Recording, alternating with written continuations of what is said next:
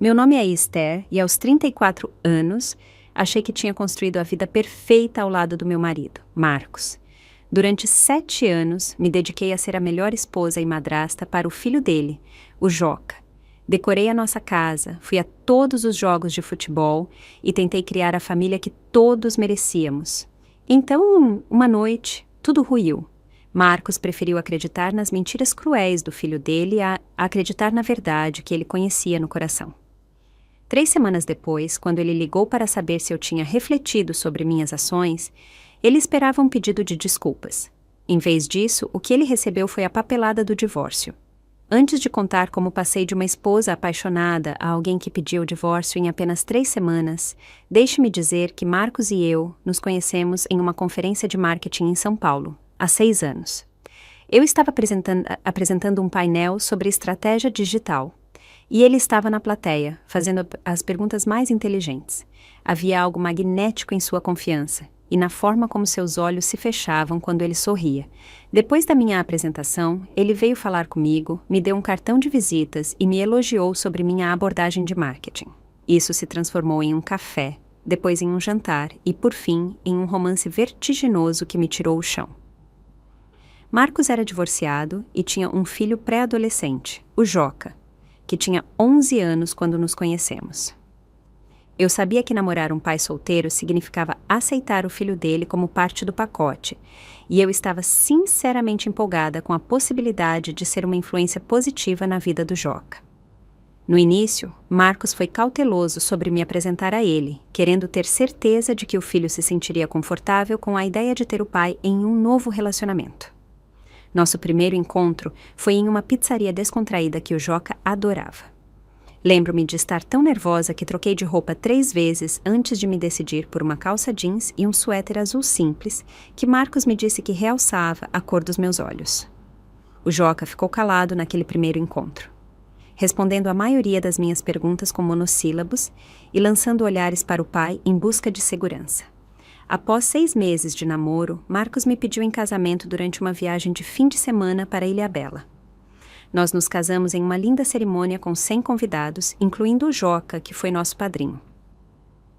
Em seu discurso, ele até fez um comentário educado sobre me receber na família, o que me fez chorar de esperança pelo nosso futuro juntos. Mudar para a casa do Marcos foi um ajuste para todos nós. A casa era linda, mas precisava de um toque feminino. Marcos a havia mantido bem após o divórcio, mas faltava calor e personalidade.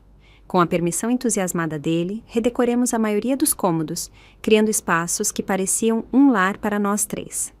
Fui cuidadosa com o quarto do Joca, no entanto, apenas me ofereci para ajudar se ele quisesse fazer mudanças, respeitando que era o espaço pessoal dele. Aqueles primeiros dias foram cheios de otimismo e esforço genuíno. Eu sabia que unir famílias teria desafios, mas estava comprometida em fazer dar certo. O Joca estava entrando na adolescência, e eu entendia que haveria uma resistência natural a uma nova figura de autoridade em sua vida. Fiz esforços constantes para me aproximar dele sem tentar substituir a mãe dele, que morava em outro estado e o via apenas durante as férias de verão e alguns feriados. Eu ia aos jogos de futebol dele e torcia alto das arquibancadas, aprendendo as regras de um esporte que eu nunca havia acompanhado antes. Eu cozinhava as comidas favoritas dele, anotando suas preferências e o que ele gostava de comer. Quando ele teve dificuldades com álgebra, passei noites na mesa da cozinha ajudando-o a resolver problemas, usando minhas próprias habilidades acadêmicas. Houve momentos em que pensei que estávamos progredindo. Noites de cinema em família, em que o Joca realmente ficava o filme todo sem ficar grudado no celular. Uma tarde de sábado surpreendente em que ele me pediu ajuda com um trabalho escolar sobre marketing, reconhecendo minha expertise profissional. A manhã de Natal em que ele realmente pareceu sinceramente feliz com o notebook de games que eu havia pesquisado exaustivamente para ter certeza de que era exatamente o que ele queria. Marcos notava e apreciava meus esforços. Ele frequentemente me abraçava depois que o Joca ia para a cama, agradecendo-me por ser tão paciente e amorosa com o filho dele. Aqueles momentos de reconhecimento significavam tudo para mim. A validação de que meus esforços eram vistos e valorizados. Minha amiga Sofia, do trabalho, tornou-se meu confidente durante esse período de adaptação. Como ela também era madrasta, ela entendia o delicado equilíbrio de construir um relacionamento com uma criança que poderia vê-la como uma intrusa. Nos almoços, ela me dava conselhos e, às vezes, avisos sobre manipulação de adolescentes que eu frequentemente ignorava. Acreditando que Joca e eu estávamos construindo algo genuíno, nossa casa se tornou um lugar do qual eu tinha orgulho. Transformei a sala de estar com sofás confortáveis e iluminação aconchegante que convidava-o à conversa e à união. A cozinha se tornou meu domínio, cheia de utensílios de cozinha e o aroma constante de comida caseira. O quintal, que antes era apenas um gramado simples, agora tinha um lindo pátio onde fazíamos churrascos de verão para amigos e família. Os pais de Marcos, Bárbara e Ricardo inicialmente me receberam de braços abertos. Bárbara frequentemente comentava como era bom ver o filho dela feliz novamente. E Ricardo apreciava como eu havia criado um ambiente familiar estável para o neto. Os encontros de família eram agradáveis, embora às vezes um pouco formais, e eu sentia que estava lentamente ganhando meu lugar na estrutura familiar. Com o tempo, comecei a sonhar em aumentar nossa família. Marcos e eu tínhamos discutido ter filhos nossos, concordando em esperar até que o Joca fosse um pouco mais velho e nossa dinâmica familiar estivesse mais estabelecida. Imaginei um irmão ou irmãzinha para o Joca, esperando que um novo irmão pudesse ajudar a cimentar nossos laços familiares. Houve momentos ocasionais que me fizeram parar para pensar. Momentos fugazes em que o Joca me dava um olhar frio quando o pai não estava olhando ou fazia um comentário desdenhoso sobre algo que eu tinha feito ou dito. Mas eu os desconsiderava como mudanças de humor normais de adolescente. Nada preocupante o suficiente para abordar diretamente. Eu me convenci de que eram apenas obstáculos no caminho para construir nossa família, acreditando que com amor e paciência suficientes, o Joca acabaria me aceitando por completo. Eu me dediquei de corpo e alma a ser a esposa e madrasta perfeitas, certa de que meu cuidado genuíno acabaria conquistando qualquer resistência restante. Olhando para trás agora, percebo que estava tão focada em criar a família perfeita que perdi os sinais de alerta que estavam começando a se aparecer, indicadores sutis de que, por baixo da superfície, algo estava fermentando e que acabaria explodindo na traição que mudou tudo. A mudança no comportamento do Joca foi tão gradual que, a princípio, eu quase não notei. Quando ele entrou no 3º ano do ensino médio, aos 17 anos, atribuí seu crescente distanciamento ao desenvolvimento normal da adolescência. Mas o padrão se tornou impossível de ignorar. Os jantares em família, que antes eram uma parte inegociável da nossa rotina, passaram a ser pontuados pela cadeira vazia de Joca, e desculpas por mensagens de texto sobre sessões de estudo ou atividades extracurriculares que duravam até tarde. Uma noite, depois que o Joca perdeu 3 jantares seguidos, preparei sua lasanha favorita especificamente para atraí-lo para casa. Quando ele mandou uma mensagem dizendo que ficaria na casa de um amigo para trabalhar em um projeto, senti uma pontada de rejeição. Marcos simplesmente deu de ombros dizendo: "É assim mesmo que é o ensino médio. Os projetos sempre parecem acontecer na casa dos outros." Comecei a notar outros comportamentos preocupantes. Ao passar pelo quarto do Joca, eu o ouvia falando no telefone com amigos, sua voz se tornando um sussurro quando ele percebia que eu estava por perto. Uma vez, eu o ouvi claramente dizer: "Ela está sempre se metendo na minha vida." E logo depois, ele revirou os olhos quando me viu no corredor. Pequenos itens começaram a desaparecer pela casa. Minha pulseira de prata, que eu geralmente deixava na cômoda, sumiu sem explicação. R$ 150 desapareceram da minha carteira quando eu tinha certeza de ter acabado de sacar 250 do caixa eletrônico. Quando mencionei esses incidentes a Marcos, ele sugeriu que eu estava sendo esquecida ou que tinha perdido os itens. Uma tarde, decidi conversar com Marcos sobre minhas preocupações em relação ao comportamento cada vez mais distante do Joca. Estávamos tomando café no pátio, um momento raro a sós em um sábado. "Estou preocupada com o Joca", eu disse com cuidado, mexendo meu café. "Você notou como ele nunca está por perto e quando está em casa mal fala comigo?" Marcos suspirou, recostando-se na cadeira. Esther, ele tem 17 anos. Adolescentes precisam de espaço. Eles não querem ficar perto dos pais. Parece mais do que isso, insisti. É como se ele estivesse me evitando, especificamente a mim. Não a você, só a mim. Você está pensando demais. Marcos me dispensou com um aceno de mão. Ele está apenas sendo um adolescente. Eu era do mesmo jeito na idade dele. Deixei o assunto de lado, mas o desconforto persistiu.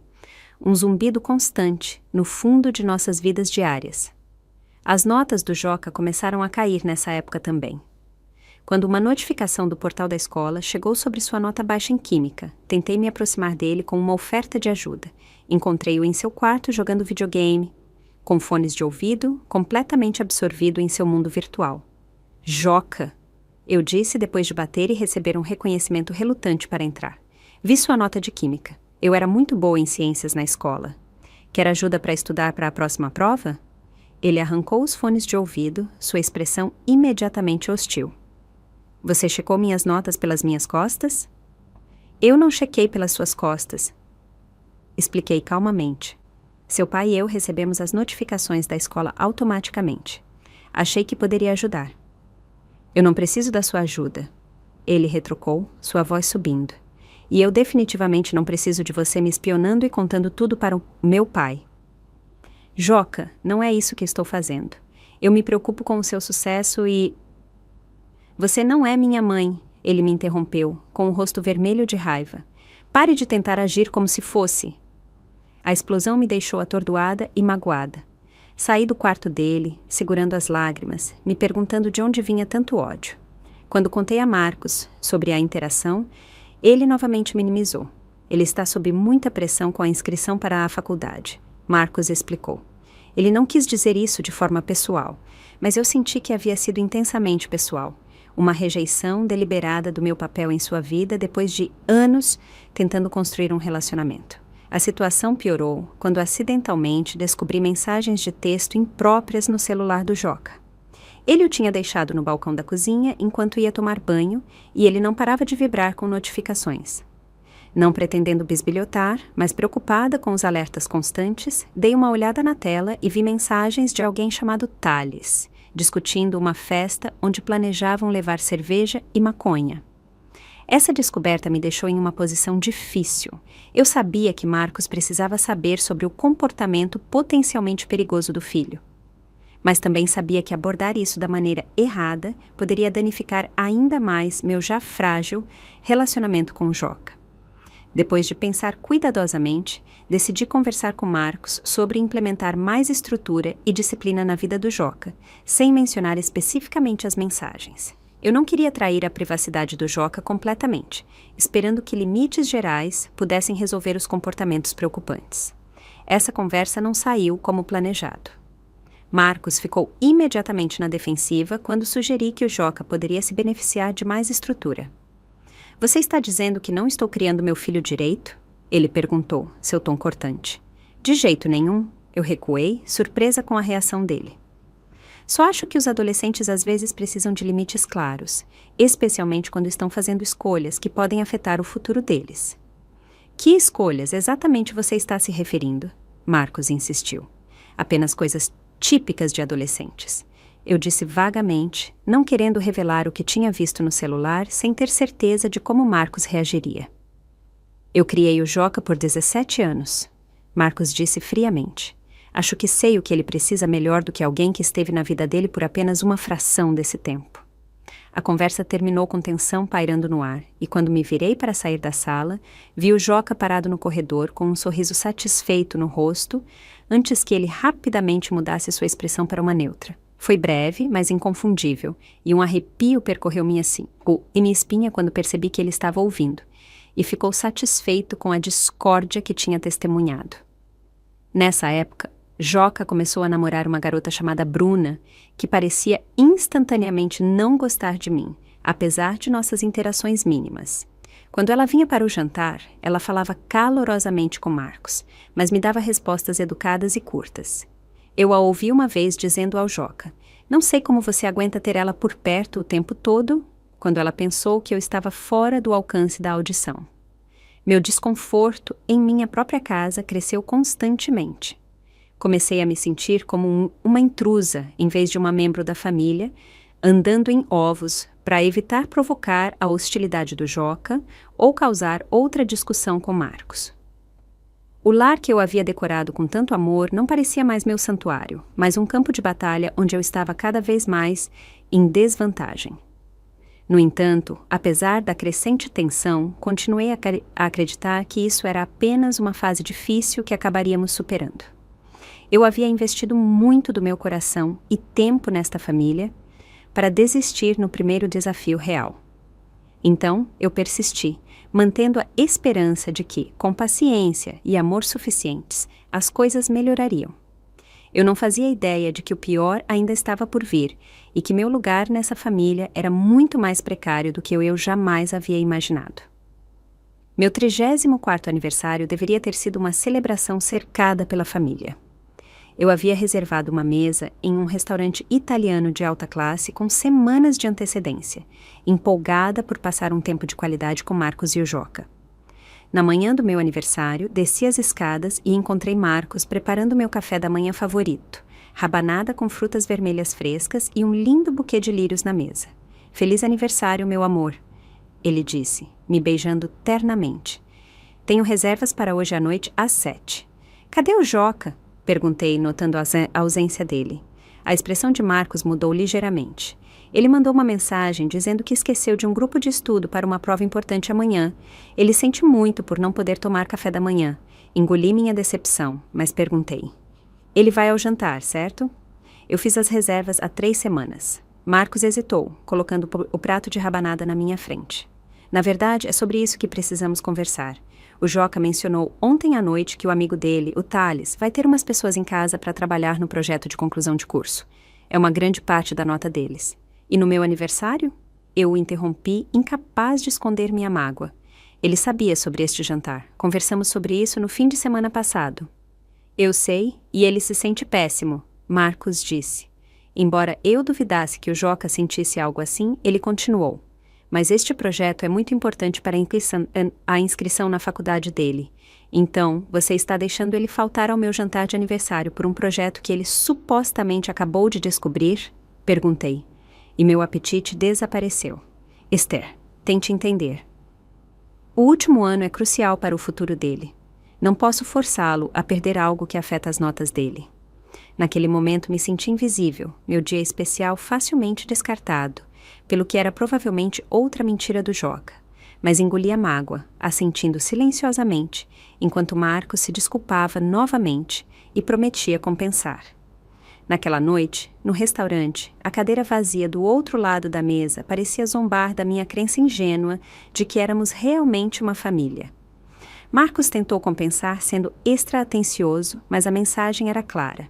Quando forçado a escolher, o Joca vinha primeiro, e eu era uma distante segunda. Na volta para casa, finalmente expressei meus sentimentos.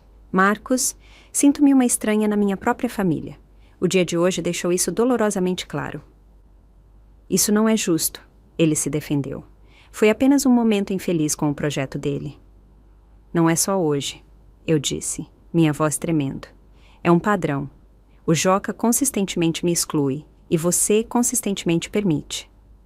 Discutimos por horas naquela noite, rodando em círculos, enquanto Marcos defendia o filho, e eu tentava fazê-lo ver o padrão doloroso que havia se desenvolvido.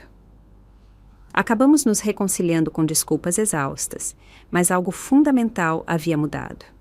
A discussão expôs uma falha em nosso casamento que só aumentaria nas próximas semanas. Depois do meu aniversário, Joca se tornou mais ousado em sua falta de respeito. Comecei a notar que Marcos me olhava de forma diferente, às vezes com perguntas nos olhos onde antes havia apenas confiança. Mais tarde, descobri que o Joca estava fazendo comentários ao pai quando eu não estava por perto. Sugestões sutis de que eu era diferente quando Marcos não estava em casa. "Ela fica muito brava às vezes, pai", ouvi ele dizendo uma noite quando eles achavam que eu ainda estava fazendo compras. "Eu não quero causar problemas, mas..."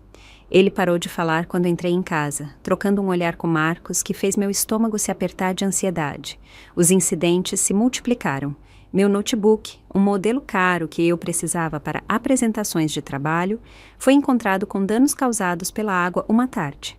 Joca afirmou que não fazia ideia do que tinha acontecido, embora ele estivesse perfeitamente bem quando o deixei na minha mesa naquela manhã. Apenas o Joca tinha ficado em casa durante aquele tempo, supostamente doente para não ir à escola.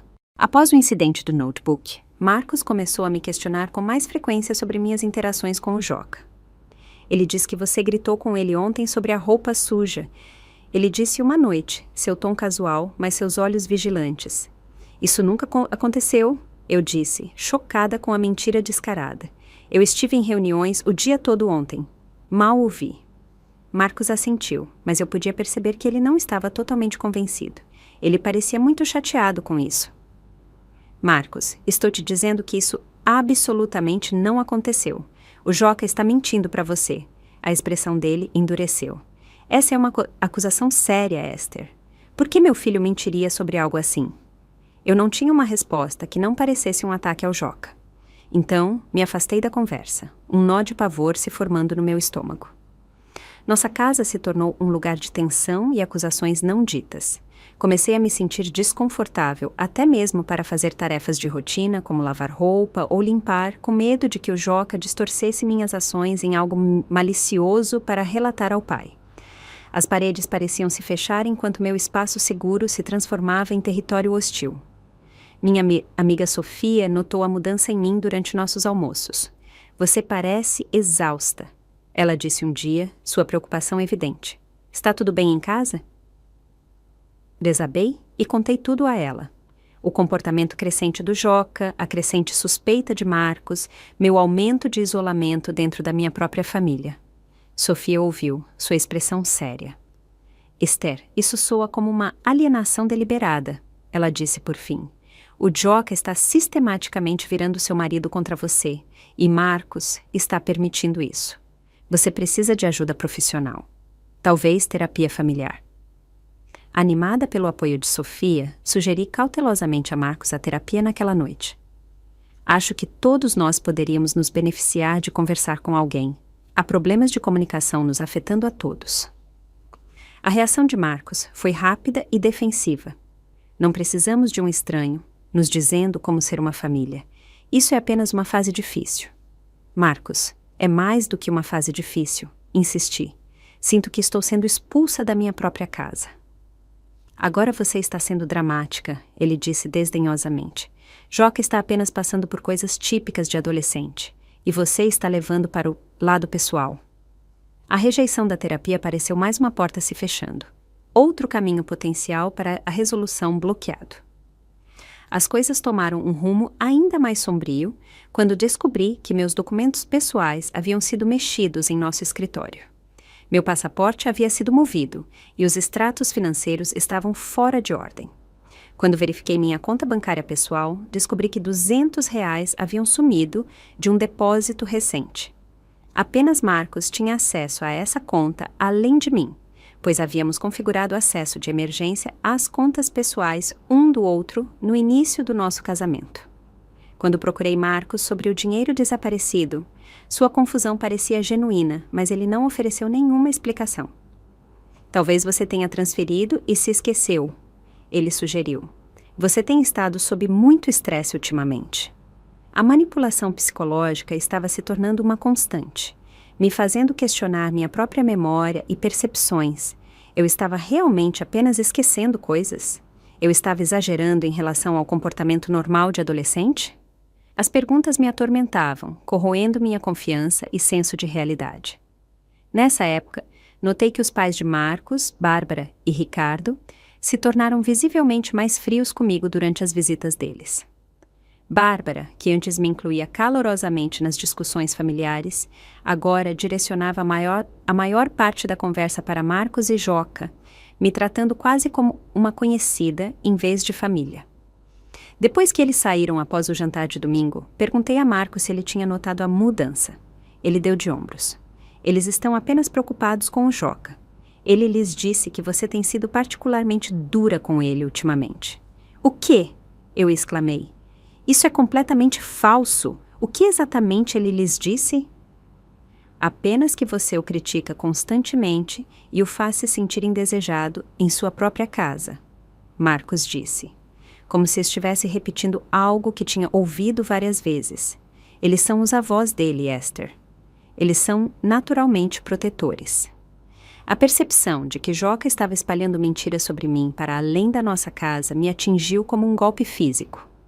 A imagem cuidadosa que eu havia construído com a família de Marcos estava sendo sistematicamente desmantelada por um adolescente com uma agenda que eu não conseguia compreender totalmente. Meu isolamento cresceu à medida que a campanha do Joca continuava. Amigos que antes visitavam regularmente nossa casa foram informados pelo Joca de que eu preferia não ter convidados. Os colegas de Marcos, que se tornaram nosso círculo social, foram alimentados com informações sutis e erradas sobre meus humores e comportamento. Pouco a pouco, meu sistema de apoio estava sendo destruído, me deixando cada vez mais sozinha, com minha crescente ansiedade e medo.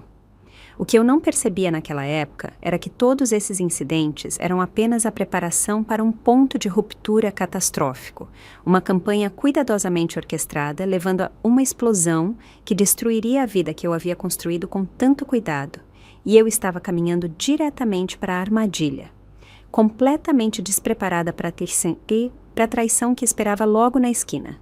A viagem de negócios para Porto Alegre deveria durar 3 dias. Mas as reuniões com os clientes terminaram cedo, me permitindo pegar um voo à tarde para casa em vez de ficar uma noite a mais como planejado. Eu não tinha contado a Marcos sobre a mudança de planos, pensando que seria uma surpresa agradável chegar em casa um dia antes. Olhando para trás, eu gostaria de ter mandado uma mensagem antes, ter dado um aviso. Talvez as coisas teriam acontecido de forma diferente, mas eu não o fiz, e essa decisão alterou o curso da minha vida. A casa parecia normal por fora quando meu carro de aplicativo parou às 6 da noite. Mas, ao me aproximar da porta da frente, pude ouvir música alta vindo de dentro, muito mais alta do que Marcos normalmente permitiria. Usando minha chave, entrei e encontrei nossa sala de estar transformada em uma cena de festa de filme adolescente. Joca e pelo menos 10 outros adolescentes estavam espalhados pela nossa mobília. A mesinha de centro tinha várias garrafas de bebidas, algumas já pela metade, e o cheiro inconfundível de maconha pairava no ar. Copos de plástico e sacos de salgadinhos sujavam o chão, e alguém tinha derramado algo escuro no tapete claro que eu havia comprado apenas 2 meses antes. Por um momento, ninguém notou minha presença parada na entrada, atordoada com a cena à minha frente. Então, uma garota me viu e cutucou o Joca, cujos olhos se arregalaram em alarme quando ele me viu. A música continuou tocando alto enquanto o Joca se levantava, claramente bêbado. "O que está acontecendo aqui?" perguntei, minha voz cortando a música. "Onde está seu pai?" Joca mexeu no celular, abaixando a música de um aplicativo remoto. "Ele está em um jantar de negócios."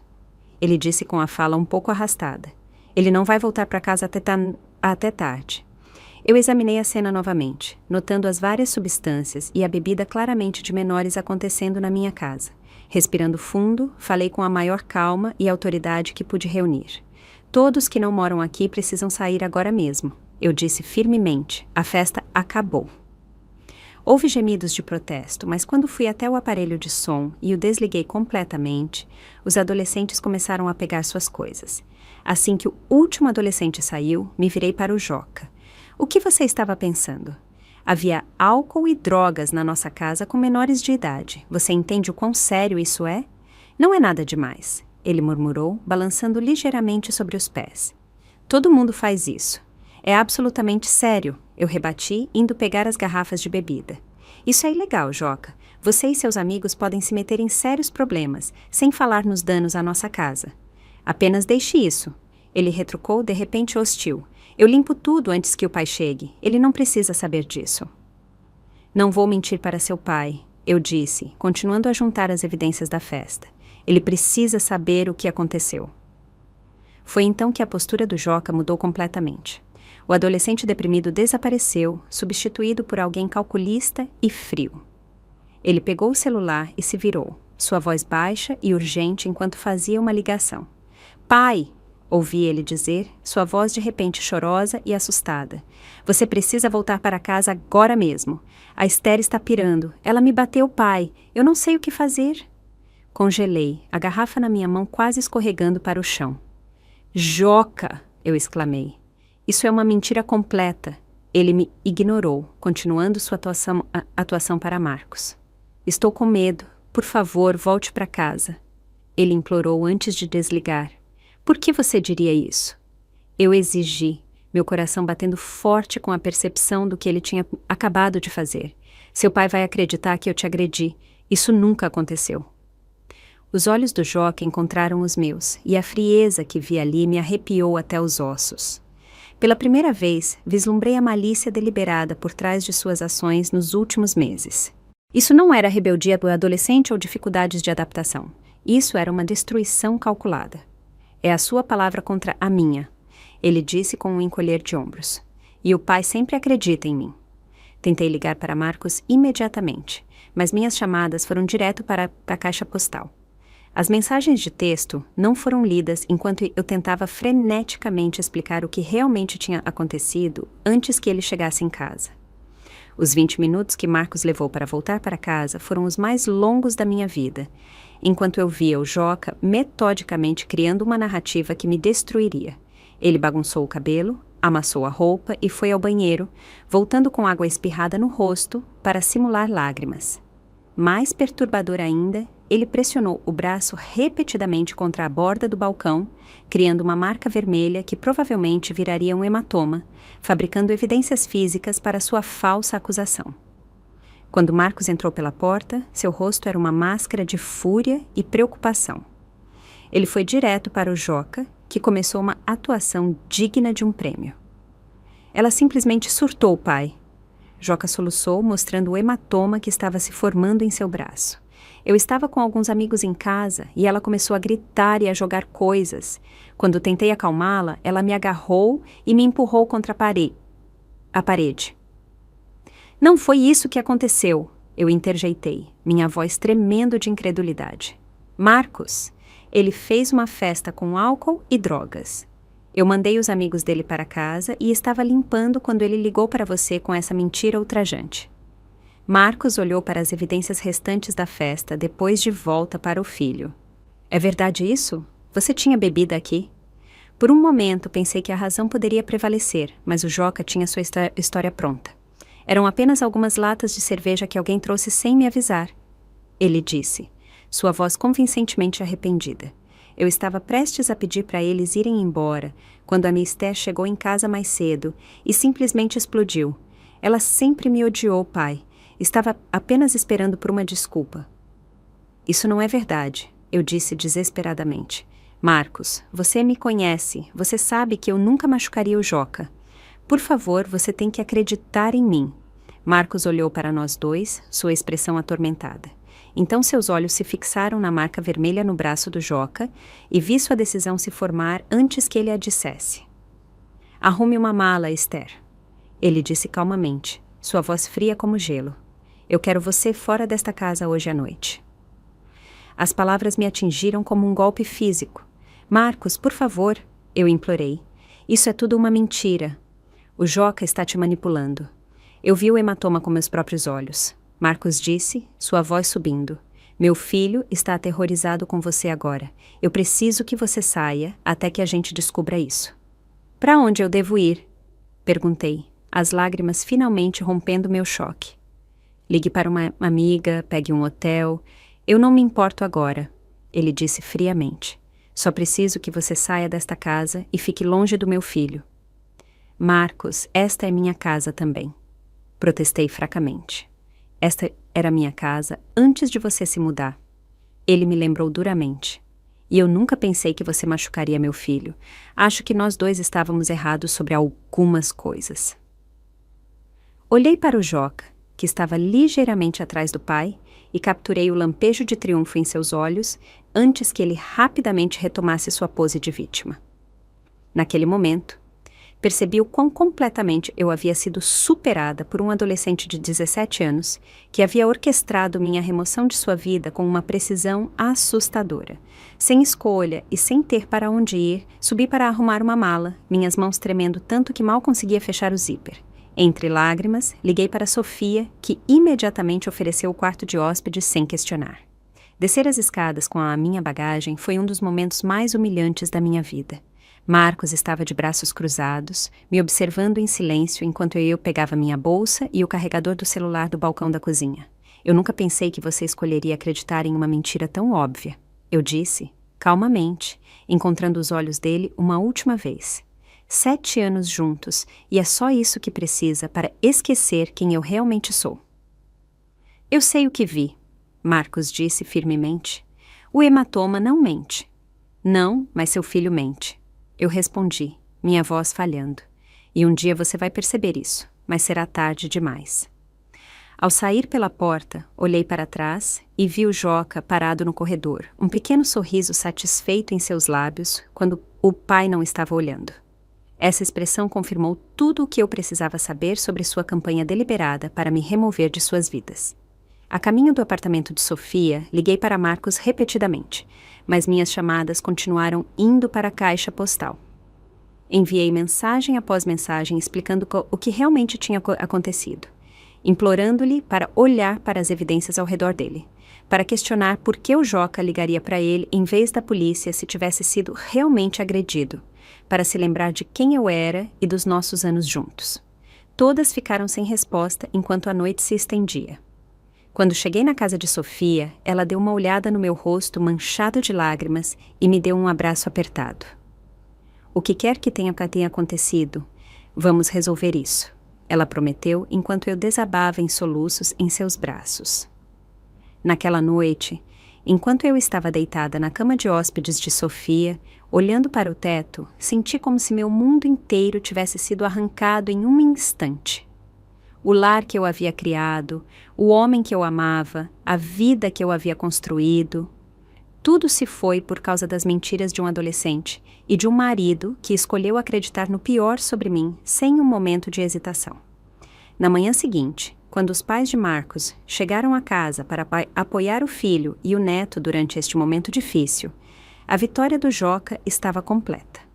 Ele havia me expulsado com sucesso da família e unido todos ao seu lado, enquanto me pintava como a vilã em uma história que ele havia cuidadosamente criado ao longo de meses.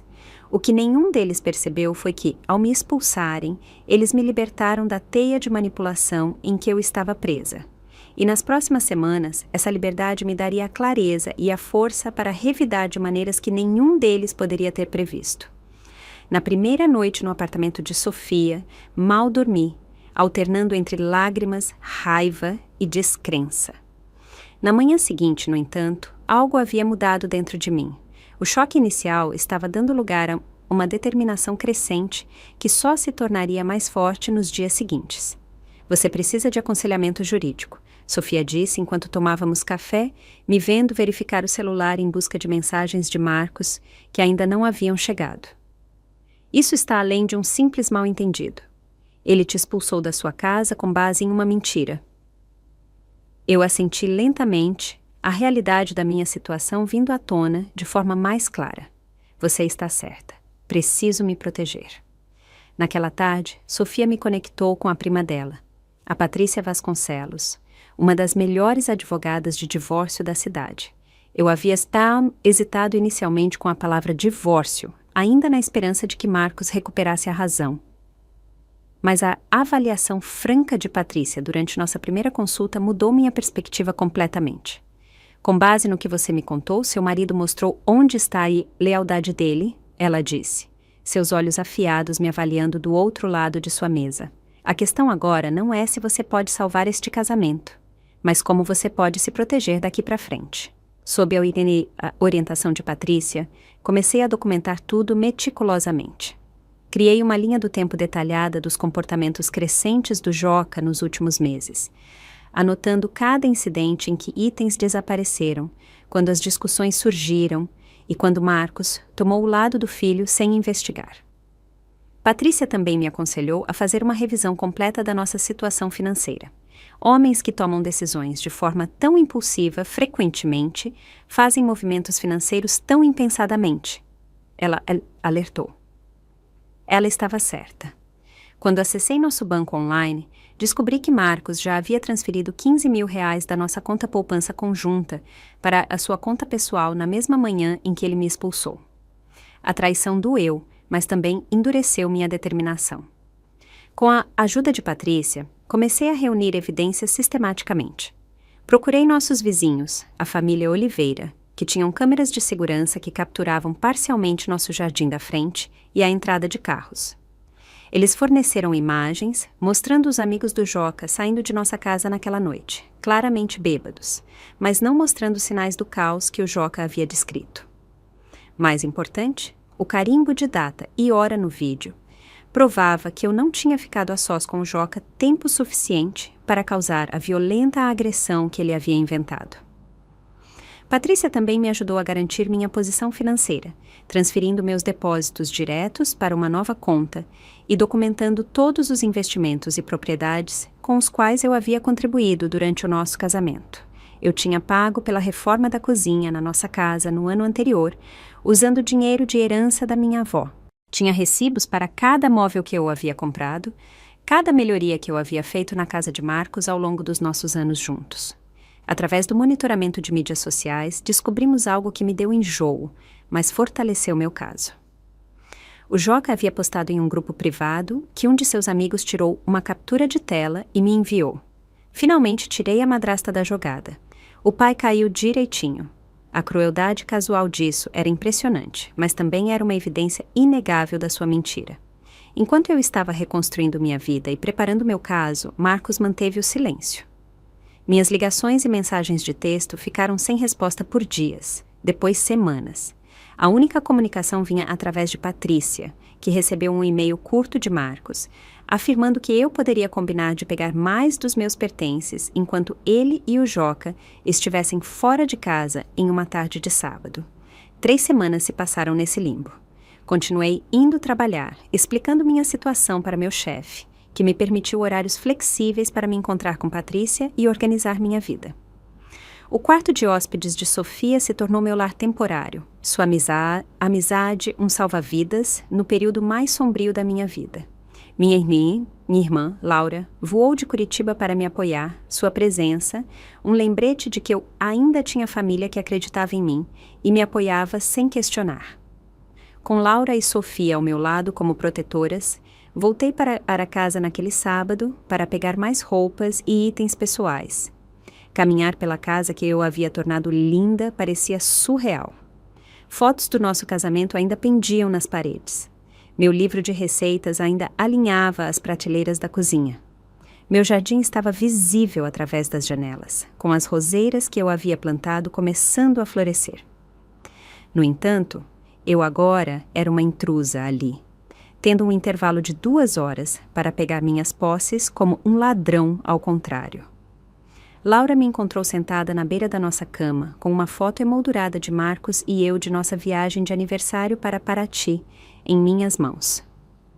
Este não é o fim da sua história, Esther, ela disse suavemente, sentando-se ao meu lado. Este é apenas o fim de um capítulo, e o próximo será muito melhor porque você estará livre de pessoas que não a merecem. As palavras dela ressoaram profundamente, plantando a semente de uma nova perspectiva. Talvez essa dolorosa expulsão do meu casamento não fosse uma tragédia, mas uma oportunidade, uma chance de reconstruir uma vida sem a constante minação e manipulação psicológica que eu havia suportado. À medida que a marca de 3 semanas se aproximava, passei por uma transformação física que espelhou a interna. Cortei meu cabelo longo em um corte elegante que me fez sentir mais leve e moderna. Entrei em uma aula de kickboxing pela manhã, canalizando minha mágoa e raiva para a força física. Comprei roupas novas que refletiam quem eu estava me tornando em vez de quem eu estava tentando ser para Marcos e Joca. Também comecei a me reconectar com amigos antigos que haviam se afastado gradualmente durante meu casamento. Olhando para trás, eu podia ver como Marcos sutilmente me isolou, sempre tendo razões pelas quais certas amizades eram problemáticas ou porque precisávamos nos concentrar no tempo em família, em vez das minhas conexões sociais. Uma a uma, procurei essas mulheres, reconstruindo pontes e expandindo minha rede de apoio além de Sofia e Laura. No exato aniversário de 3 semanas da noite em que Marcos me expulsou, meu celular tocou com o número dele. Olhei para ele por vários toques, meu coração batendo forte antes de atender com um calmo. Alô, que escondia a agitação dentro de mim. Esther, Marcos disse, com uma casualidade forçada na voz. Acho que é hora de conversarmos sobre... Sobre o quê, Marcos? Perguntei, mantendo meu tom neutro, como Patrícia havia aconselhado. Sobre o que aconteceu, sobre nosso casamento, sobre se você teve tempo para refletir sobre suas ações e está pronta para conversar sobre voltar para casa. A audácia da suposição dele de que eu estaria implorando para voltar após a traição me deixou momentaneamente sem palavras. Quando encontrei minha voz novamente, ela estava mais firme do que eu esperava. Sim, acho que deveríamos conversar, eu concordei. Pessoalmente, amanhã, à 13h no Sapore. Mencionei um restaurante de alta classe no centro da cidade, público o suficiente para evitar uma cena, mas privado o suficiente para uma conversa séria. Fechado, Marcos disse, suando aliviado por eu ter concordado tão facilmente. Vejo você lá, então. Depois de desligar, liguei para Patrícia imediatamente. Ele quer que eu volte, eu expliquei. Ele acha que vou me desculpar. Perfeito, Patrícia disse e pude ouvir o sorriso satisfeito em sua voz. Então ele não verá o que está por vir. Traga os papéis amanhã. Terei tudo pronto. Naquela noite, mal dormi, ensaiando mentalmente o que eu diria, como eu permaneceria calma ao encarar o homem que havia partido meu coração e traído minha confiança tão completamente. Pela manhã, senti uma calma estranha, a certeza de que estava fazendo exatamente o que precisava ser feito. Laura me ajudou a escolher minha roupa, um vestido azul escuro que transmitia confiança e profissionalismo em vez de tentar reacender sentimentos românticos. Enquanto ela fechava o zíper, ela apertou meus ombros. Lembre-se de quem você é, ela disse firmemente, não quem ele pensa que você é, mas quem você realmente é. Com essas palavras me fortalecendo, peguei o envelope parto do escritório de Patrícia e fui para o restaurante, pronta para fechar um capítulo da minha vida e começar então a escrever um novo, inteiramente nos meus termos.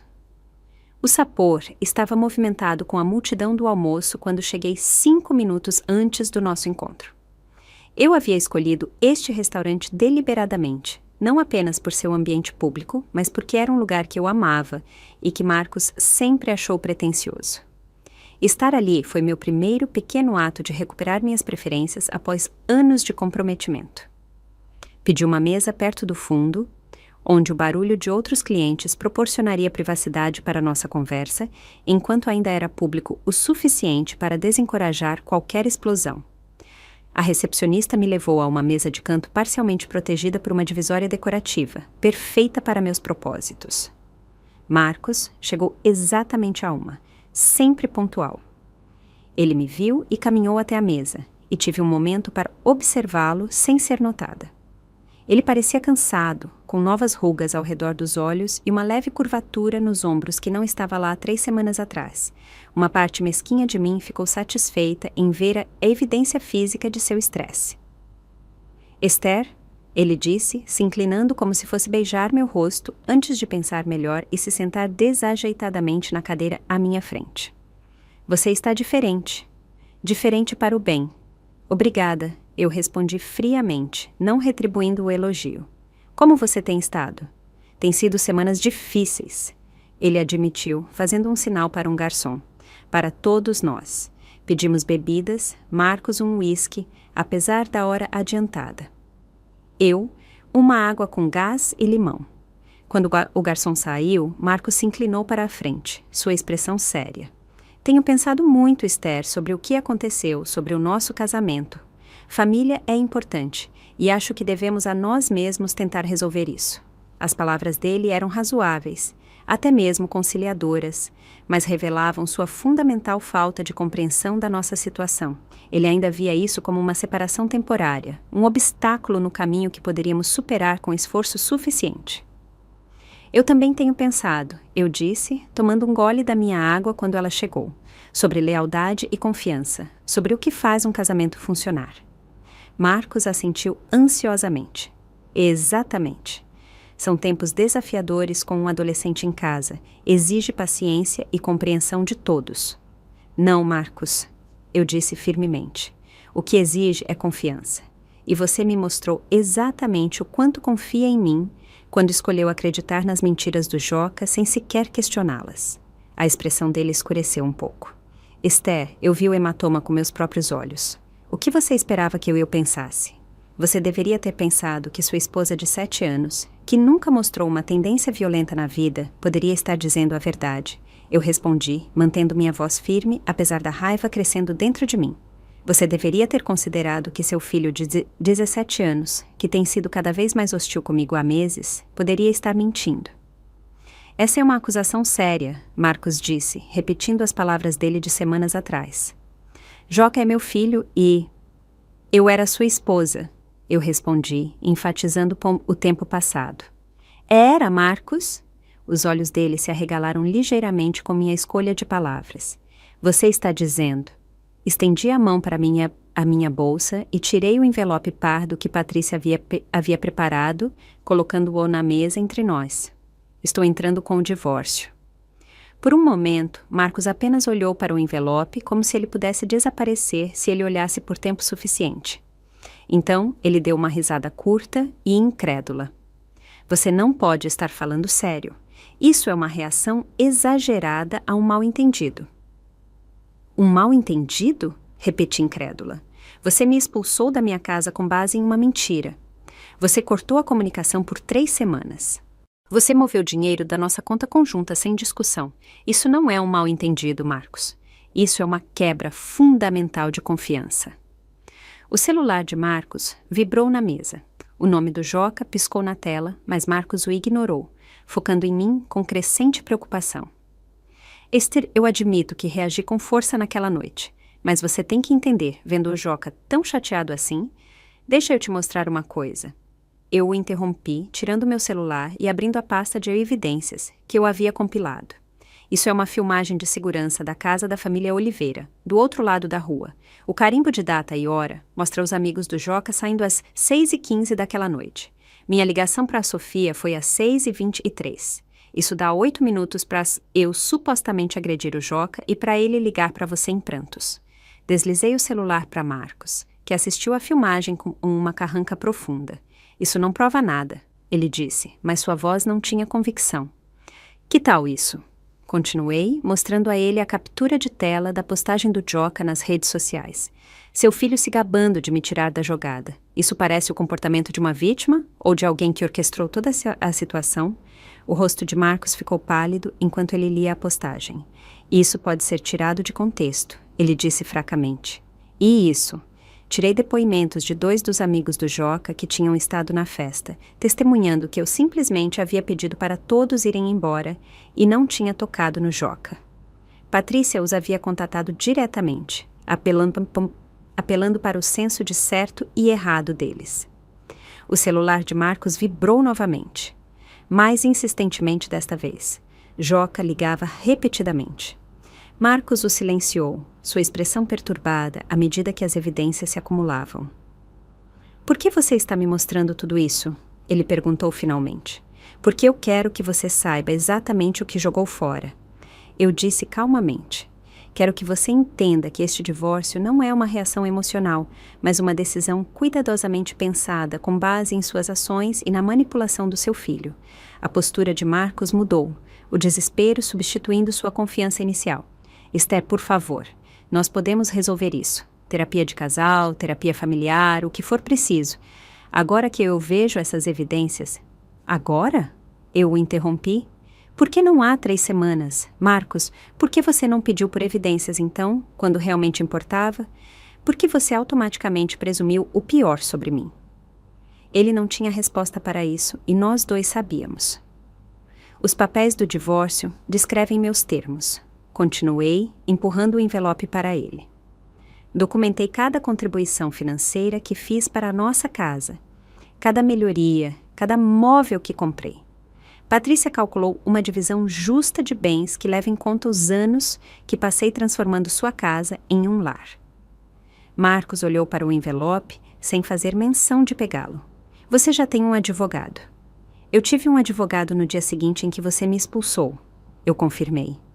Porque, ao contrário de você, eu não tomei decisões que mudam a vida no calor do momento. O celular dele vibrou novamente e, desta vez, Marcos olhou para ele com visível aborrecimento. O Joca continua ligando. Ele nunca liga tantas vezes a menos que seja algo importante. Talvez ele sinta que o plano dele está desmoronando, eu sugeri. Talvez ele saiba que você está aqui comigo e está preocupado com o que estou te dizendo. Marcos hesitou, então atendeu o telefone. Joca, eu não posso falar agora. Estou no meio de algo importante. Mesmo do outro lado da mesa, eu podia ouvir a voz agitada do Joca. A expressão de Marcos mudou de irritada para alarmada enquanto ele ouvia. Calma, ele disse. O que você quer dizer? Ela tem evidências. Que postagem? Ele olhou para mim, a percepção surgindo. Estarei em casa em breve, apenas não faça mais nada. Vamos conversar quando eu chegar. Ele desligou, olhando para mim com uma nova compreensão. Ele sabe, não é? Sobre as evidências que você acabou de me mostrar. Eu assenti. Um dos amigos dele provavelmente disse que falou com minha advogada. A verdade tem um jeito de aparecer, Marcos. Marcos parecia de repente exausto. O peso da realidade finalmente se instalando em seus ombros. Eu cometi um erro terrível. Ele admitiu calmamente. Sim, você cometeu. Eu concordei sem rancor. E agora nós dois temos que viver com as consequências. Marcos estendeu a mão para a minha por cima da mesa, mas eu me afastei ligeiramente. Esther, por favor, me dê outra chance, nos dê outra chance. Agora que eu sei o que realmente aconteceu. Não é apenas sobre o que aconteceu naquela noite. Eu expliquei, sentindo uma estranha calma, apesar da conversa emocional. É sobre o que tem acontecido há meses. É sobre você consistentemente escolher o Joca em vez de mim, ignorar minhas preocupações, permitindo que ele me minasse em nossa casa. Aquela noite foi apenas o ápice de um padrão que teria continuado mesmo que este incidente específico não tivesse ocorrido. O celular de Marcos vibrou com uma mensagem de texto. Ele olhou para ela e seu rosto se contorceu. O Joca está dizendo que você está mentindo, que você fabricou evidências para incriminá-lo. É claro que ele está, eu disse com um sorriso triste. E há 3 semanas você teria acreditado nele sem questionar. Você ainda acredita? A pergunta ficou no ar entre nós, um teste que Marcos parecia finalmente entender a importância. Depois de um longo momento, ele balançou a cabeça. Não, ele disse calmamente. Não acho que acredito. Então talvez você esteja começando a ver o que eu tenho tentado te dizer o tempo todo. Marcos parecia quebrado. A percepção do que ele tinha feito, do que ele tinha perdido, finalmente caindo em si. O que acontece agora? Ele perguntou. Agora você leva esses papéis para o seu advogado, eu disse, empurrando o envelope para ele novamente. Você pode lutar comigo e arrastar isso dolorosamente para nós dois. Ou você pode aceitar os termos razoáveis que propus e nós dois podemos seguir em frente com nossas vidas. Marcos finalmente pegou o envelope. Suas mãos não estavam totalmente firmes e olhou para mim. Existe alguma chance? Não, Marcos, eu disse gentilmente, mas firmemente.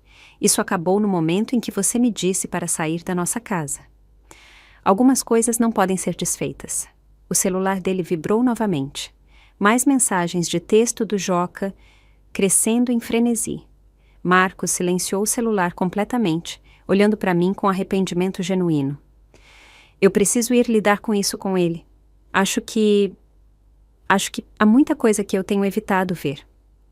Eu assenti, entendendo que Marcos estava enfrentando sua própria difícil confrontação. Boa sorte. Eu disse sinceramente. O Joca precisa de ajuda, Marcos. Ajuda de verdade, não ser mimado. Quando Marcos se levantou para sair, ele parou, olhando para mim. Você parece diferente, mais forte.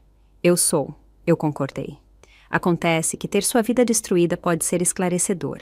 Eu sei quem sou agora e o que mereço. Depois que Marcos saiu, permaneci na mesa, pedindo o almoço e uma taça de vinho, celebrando este momento de recuperar minha vida à minha maneira silenciosa. A conversa tinha saído exatamente como Patrícia e eu havíamos planejado. Talvez até melhor. Eu mantive minha compostura, apresentei minhas evidências de forma eficaz e me mantive firme sem me emocionar. Enquanto eu bebia meu vinho, me perguntei o que estava acontecendo na casa de Marcos, imaginando a fúria do Joca quando ele percebeu que sua narrativa cuidadosamente construída estava desmoronando. Não senti alegria no conflito deles, apenas uma tristeza distante pelo que poderia ter sido se o Joca tivesse me aceitado e se Marcos tivesse sido o parceiro que eu merecia. Mas essa tristeza foi ofuscada por uma crescente sensação de libertação. Pela primeira vez em anos, eu estava tomando decisões unicamente para mim mesma, sem considerar o impacto em um marido que não me valorizava ou em um enteado que trabalhava ativamente contra mim. A liberdade era ao mesmo tempo aterrorizante e emocionante, uma tela em branco na qual eu poderia criar uma nova vida inteiramente do meu próprio design. Quando terminei minha refeição, Marcos havia ligado 3 vezes, deixando mensagens de voz cada vez mais urgentes, que eu escolhi não ouvir imediatamente. Qualquer crise que estivesse se desenrolando em sua casa não era mais minha responsabilidade de gerenciar. Essa percepção sozinha valia a pena ser celebrada com uma segunda taça de vinho e o bolo de brigadeiro que eu sempre amei, mas que Marcos sempre achou muito indulgente. Às vezes, refleti enquanto saboreava cada mordida. O fim de uma história é simplesmente o começo necessário de uma muito melhor. 6 meses podem mudar tudo.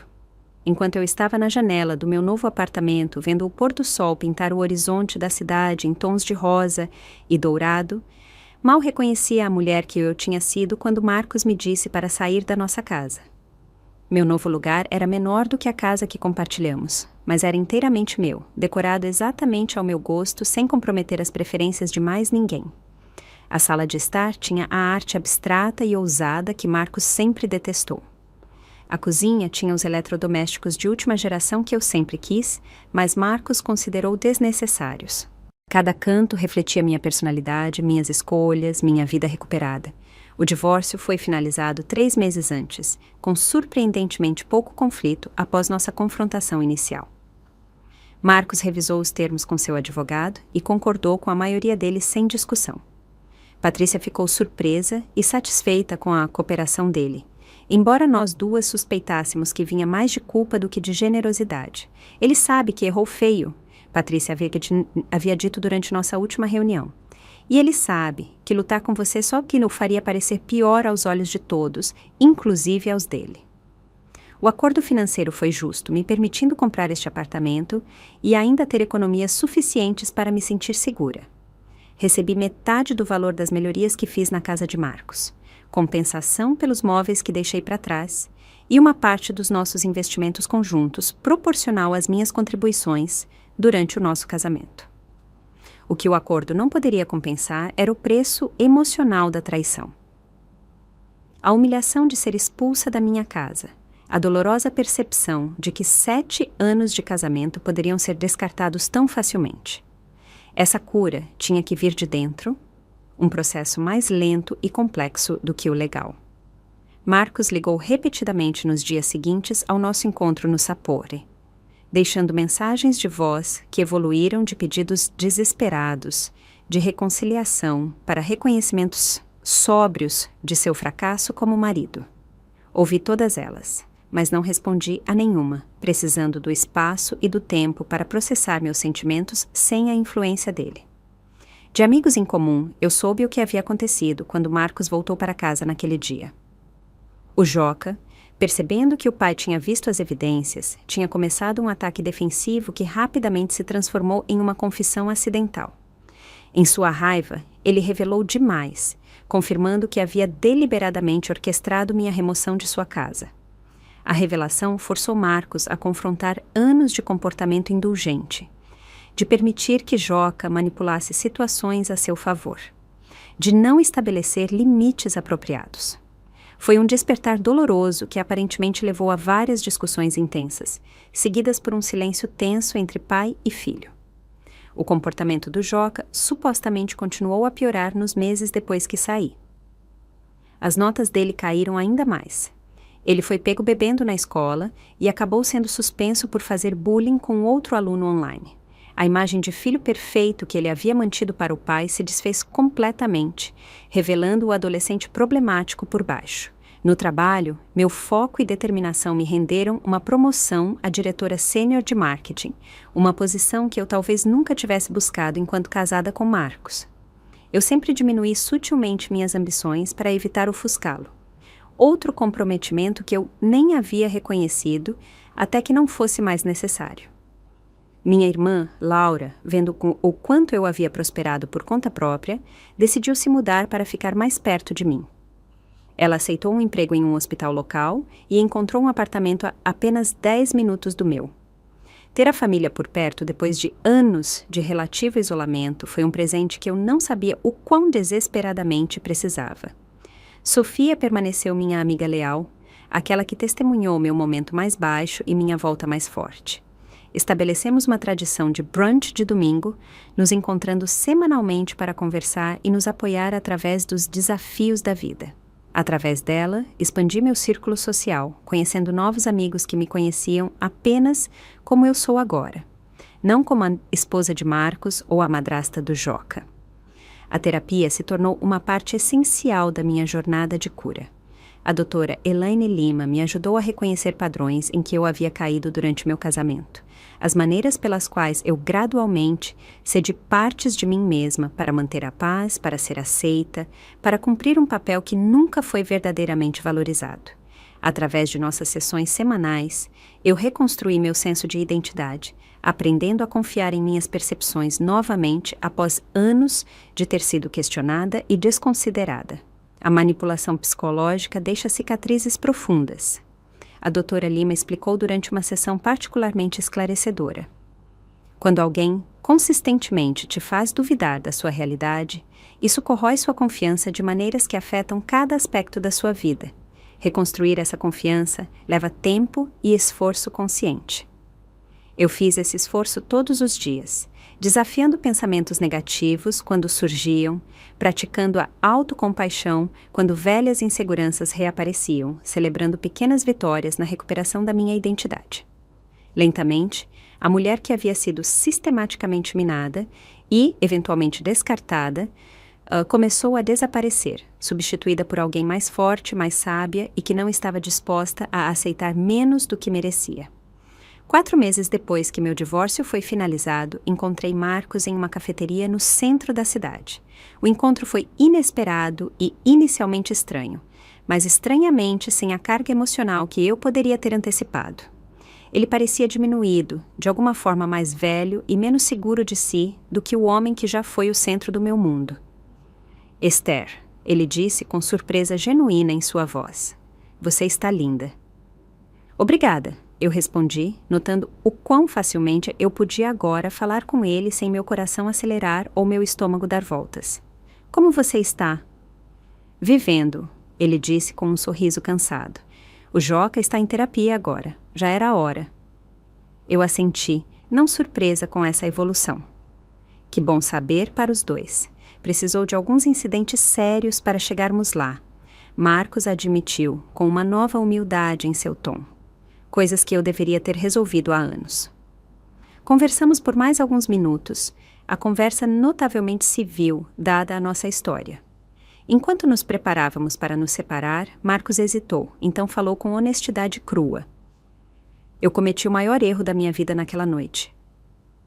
Ele disse calmamente. Sei que pedir desculpas não muda nada, mas eu estou realmente... Eu deveria ter confiado em você. Eu deveria ter visto o que estava acontecendo. Eu considerei as palavras dele, apreciando o pedido de desculpas, enquanto reconhecia que ele não mudava nada sobre meu caminho atual. Obrigada por dizer isso, Marcos. Espero que você e o Joca encontrem a cura. Você está feliz? Ele perguntou, uma pergunta que poderia ter soado como uma intrusão, mas agora parecia apenas curiosa. Eu estou. Eu respondi sinceramente. Não apesar do que aconteceu, mas de certa forma, por causa disso, eu me reencontrei. Ao me afastar daquele encontro casual, senti uma inesperada sensação de encerramento. O reconhecimento de Marcos de seu erro, embora desnecessário para minha cura, forneceu um ponto final na nossa história. O capítulo estava realmente finalizado, me permitindo focar completamente na nova narrativa que eu estava criando. Essa narrativa incluía um novo relacionamento com alguém que valorizava a comunicação e o respeito acima de tudo. Daniel tinha sido um cliente através da minha firma de marketing, impressionado o suficiente com meu trabalho para me convidar para um café depois que nosso projeto profissional foi concluído. Nossa conexão se desenvolveu lentamente e com cautela, nós dois carregando lições de relacionamentos passados que nos tornavam cuidadosos ao construir algo saudável desde o início. O que eu mais admiro em você, Daniel me disse uma noite enquanto caminhávamos ao longo do rio, é sua resiliência. Você pegou algo que poderia ter a destruído e transformou em um catalisador para o crescimento. Isso exige uma força incrível.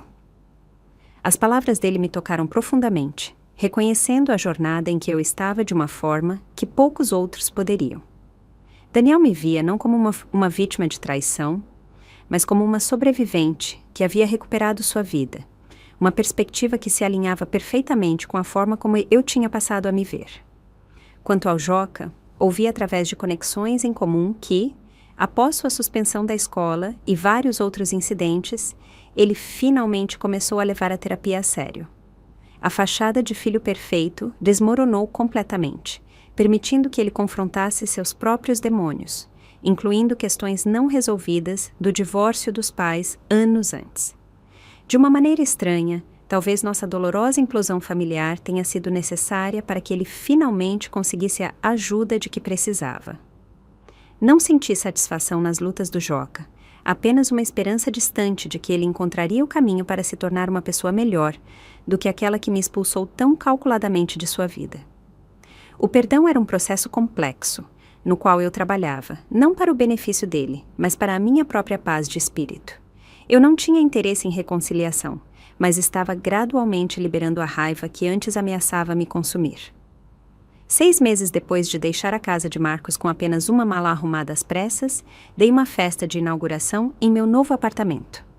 Rodeada por Laura, Sofia, colegas que se tornaram amigos e novos conhecidos que rapidamente se tornaram partes importantes da minha vida, senti uma sensação de contentamento que não experimentava há anos.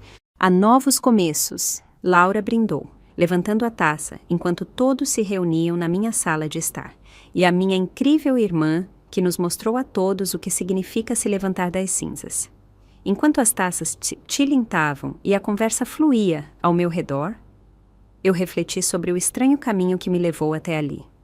A traição que parecia o fim do meu mundo, na verdade, foi o começo de uma vida mais verdadeira e autêntica. Ao perder o que eu achava que precisava, encontrei o que realmente merecia. Autorrespeito, conexões genuínas e a liberdade de ser totalmente eu mesma, sem desculpas ou compromissos. A vida raramente segue o caminho que esperamos. Às vezes, os desvios mais dolorosos levam aos destinos mais bonitos. Eu aprendi que a confiança deve ser conquistada continuamente, não dada cegamente. Eu descobri que a família é definida por lealdade e amor, não por laços legais ou endereços compartilhados. Mais importante, eu percebi que meu valor nunca dependeu da capacidade de outra pessoa de vê-lo. À medida que a noite terminava e eu me despedia dos meus convidados, Daniel ficou para trás, me ajudando a recolher copos vazios e a arrumar a mobília. A domesticidade confortável do momento me impressionou, tão diferente da sensação de andar em ovos que caracterizou meus últimos meses com Marcos. Obrigado por compartilhar este novo começo comigo, ele disse, me puxando para um abraço gentil. Em seus braços, senti as últimas peças da minha cura se encaixarem. Eu não apenas sobrevivi à traição, eu me transformei por causa dela. A mulher que havia sido expulsa por mentiras se tornou alguém mais forte, mais sábia e infinitamente mais autêntica do que ela jamais poderia ter sido se tivesse ficado. Se você já foi traído por alguém em quem confiava completamente, espero que minha história lhe dê esperança. O fim de um capítulo é apenas o começo de outro, e você pode escrevê-lo exatamente como quiser. Você já teve que reconstruir sua vida completamente depois de uma traição? Conte-me nos comentários abaixo. E se esta história ressoou com você, por favor, curta, se inscreva e compartilhe com alguém que possa precisar ouvir que há vida e felicidade depois da traição. Obrigada por ouvir minha jornada. E lembre-se, seu valor nunca é determinado por como os outros te tratam, apenas por como você escolhe se reerguer depois.